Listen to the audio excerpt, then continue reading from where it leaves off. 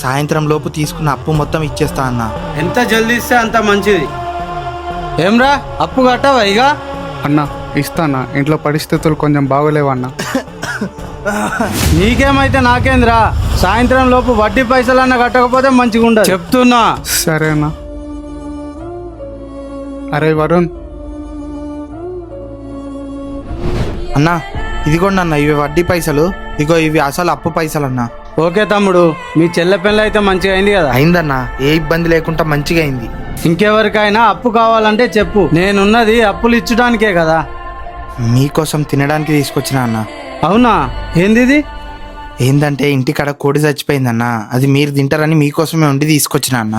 ఏమ్రా పిచ్చిలేసిందారా? చచ్చిపోయిన కొన్న కూడా తింటాడారా? దానికి ఏ రోగం వచ్చి చచ్చిందో ఏమో. దానికేమో ఆలోచిస్తున్నారు, కానీ మనుషులకేమో వడ్డీలు వడ్డీలు అని సంపక తింటున్నారు కదా అన్న. వడ్డీ కూడా విషయం లెక్కనే అన్న.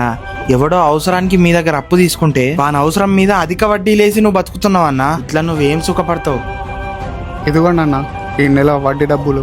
వడ్డీ డబ్బులు ఏం వద్దులే తమ్ముడు, నీతో అయినప్పుడే నా అప్పు ఇచ్చే సరిపోతుంది. సరే అన్న. సరే తమ్ముడు.